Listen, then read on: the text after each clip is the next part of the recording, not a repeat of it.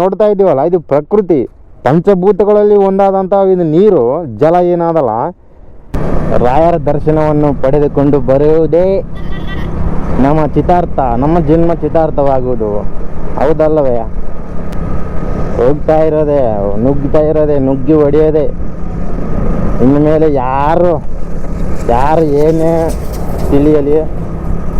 ತಿಳಿದುಕೊಳ್ಳಲಿ, ಏನೇ ವಿಚಾರ ಮಾಡಲಿ, ಎಂಥದೇ ವಿಚಾರ ಮಾಡಲಿ, ನಮ್ಮ ಪಾಡಿಗೆ ನಾವು ಹೋಗ್ತಾ ಇರೋದೆ. ರೈತ ಅನ್ನ ನೀಡು ದಾತ. ನೋಡ್ರಿ ಈ ಕಡೆ ರೋಡ್ ಬಗಲಾಗಿ ಎಲ್ಲ ನೋಡಿದ್ರು ರೈತರೇ. ನಾವೇನು ಹೊಟ್ಟೆಗೆ ಅನ್ನ ತಿಂತೀವಲ್ಲ, ಇಲ್ಲಿಂದ ಬರ್ತಾ ಇರೋದು. ನೋಡ್ರಿ ಯಾವ ಥರ ಬೆಳೆದಿದ್ದಾನೆ ರೈತ.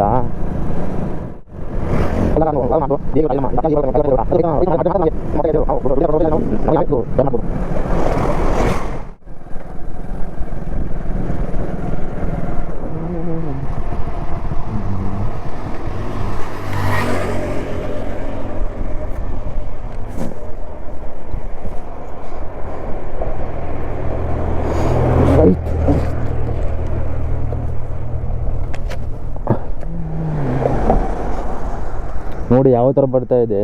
ವೈಬ್ರೇಷನ್ ಇಲ್ಲಿ ಹೊಡಿತಾ ಇದೆ. ಕೆಳಗೆ ಪಿಲ್ಲರ್ ಏನೋ ಇದ್ದಾವಲ್ಲ, ವೈಬ್ರೇಷನ್ ಇಲ್ಲಿ ಗಾಡಿಗಳು ಹೋಗ್ತಾ ಇದ್ದಾವೆ. ಇಲ್ಲಿ ಏನದಲ್ಲ, ಇಲ್ಲ ಜೈಂಟು ನಮಗೋಸ್ಕರ ಈಗ ರೋಡ್ ಏನಾದಲ್ಲ, ಆ ಕಡೆಯಿಂದ ಈಚೆ ಕಡೆಯಿಂದ ಆಚೆ ಕಡೆ ಹೋಗ್ಬೇಕಂದ್ರೆ ಇಲ್ಲಿ ಒಂದು ಟೆಂಪರರಿ ರೋಡನ್ನು ಅಳವಡಿಸಿದ್ರು ಅವಾಗ.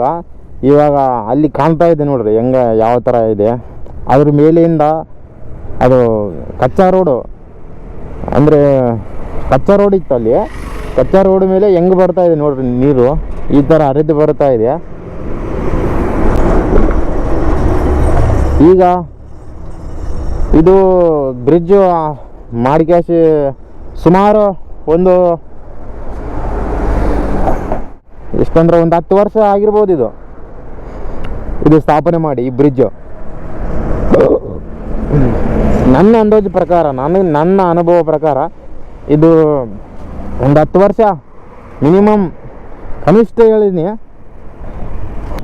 ನೋಡಿ ನಮಗೋಸ್ಕರನೇ ಎಲ್ಲನೂ, ಬೇರೆ ಯಾರಿಗೋಸ್ಕರನಲ್ಲ, ನಮಗೋಸ್ಕರನೇ ಬ್ರಿಡ್ಜ್ ಮಾಡ್ಕೊತೀವಿ, ಕಾರನ್ನು ತಯಾರು ಮಾಡ್ಕೊತೀವಿ, ಗಾಡಿ, ಬೈಕು,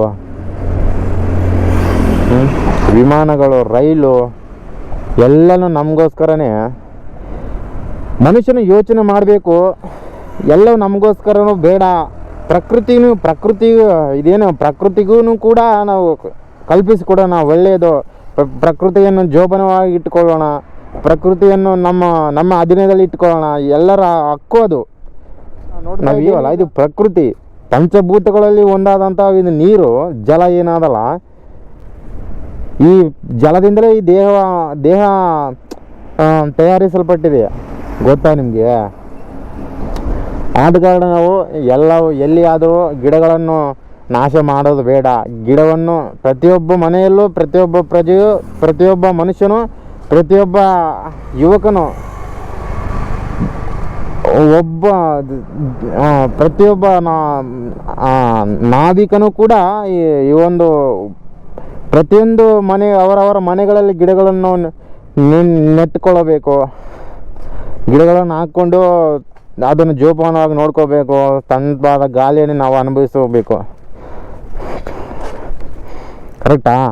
ಆ ಕಡೆ ಒಂದು ಹಳ್ಳಿ ಅದ, ಅಲ್ಲಿಂದ ಒಂದು ಸಣ್ಣದು ಕೆರೆ ತುಂಬಿ ಹಿಂಗೆ ಇದಕ್ಕೆ ದೊಡ್ಡ ನದಿ ಇದೇನ ತುಂಗಭದ್ರಾ ನದಿಗೆ ಸೇರಿಕೊಂಡು ಎಲ್ಲ ಕೆರೆಗಳೆಲ್ಲ ಈ ನದಿಗೆ ಸೇರಿಕೊಂಡು ಅಲ್ಲಿಂದ ಈ ಕಡೆ ರವಾನಿಸುತ್ತಾ ಈ ಕಡೆ ತಮ್ಮ ಪಾಡಿಗೆ ಹೋಗ್ತಾ ಇರುತ್ತೆ. ಇದು ಏನು, ಈ ಒಂದು ಕ್ರಿಯೆಗೆ ಏನಂತಾರೆ ಗೊತ್ತಾ? ಇದು ಪ್ರಕೃತಿಯ ಒಂದು ಕಾರ್ಯ. ಇದು ಪ್ರಕೃತಿ ಸೃಷ್ಟಿ ಧರ್ಮ. ಇದು ಹಿಂಗೆ ನಡೆಯುತ್ತೆ.